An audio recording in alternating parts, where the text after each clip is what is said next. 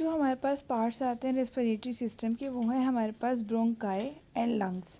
जो ट्रैकिया, अगर आप यहाँ पर देखो ये आपका सी शेप कार्टिलेज आ रहे हैं वाइट वाइट से, और इसके नीचे ये दो लंग्स में दो पाइप्स डिवाइड हो रहे हैं। तो ट्रैकिया डिवाइड करता है किसमें, ब्रोंकाई में। अगर आप इस लंग को देखो तो इसके बाद मज़ीद ब्रांचेस बन रही हैं कुछ, तो इसको ब्रोंक्यूल्स कहते हैं। ठीक है, अगर आप यहाँ पर भी देखो तो ये सारी पाइपिंग आ रही है और एंड पे एल्विलाइज सैक से आ रहे हैं। तो जो ट्रैकिया है वो डिवाइड करता है किसमें, टू ब्रांचेस में, जिसको आप क्या कहते हो, ब्रोंकाई कहते हो। ब्रोंकाई जो है वो कैरी करते हैं एयर, कहाँ पे, लंग्स के अंदर। हमारे लंग्स जो है वो मोस्ट इम्पॉर्टेंट ऑर्गन है रेस्पिरेटरी सिस्टम का। हर लंग जो है वो, हर लंग के अंदर ब्रोंकस डिवाइड करता है स्मॉलर ट्यूब्स में, जिसको आप क्या कहते हो, ब्रोंक्यूल्स, जो हमने भी यहाँ पर देख लिया। हर ब्रोंक्यूल के एंड पे टाइनी एयर सैक्स, हवा की थैलियाँ होती हैं, जिसको हम लोग क्या कहते हैं, एल्वुलाई कहते हैं।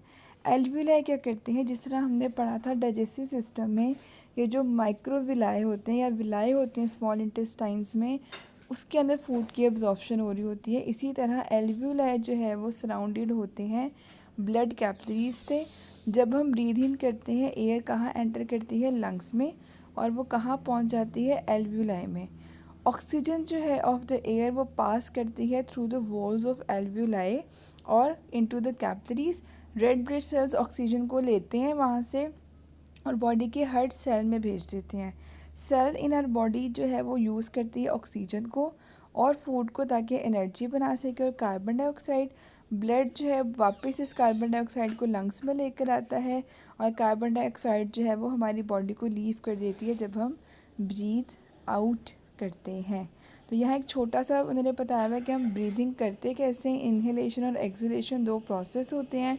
तो जब हम इनहेल मतलब सांस अंदर लेके जा रहे हैं, तो आप खुद देखो, जब हमारे जो इंटरकोस्टल मसल्स हैं, जो हमारे ऊपर चेस्ट के मसल्स हैं, रिब्स के ऊपर जो लगे होते हैं, वो बाहर को आते हैं और डायफ्राम कॉन्ट्रैक्ट करते हैं। तो डायफ्राम नीचे को जाता है और ऊपर हमारे मसल्स बाहर को आते हैं। ठीक है, करके देखो, हमारा जैसे चेस्ट ऊपर को आता है। ठीक है, तो एयर एंटर करती है लंग्स में, इसको इन्हेलेशन कहते हैं।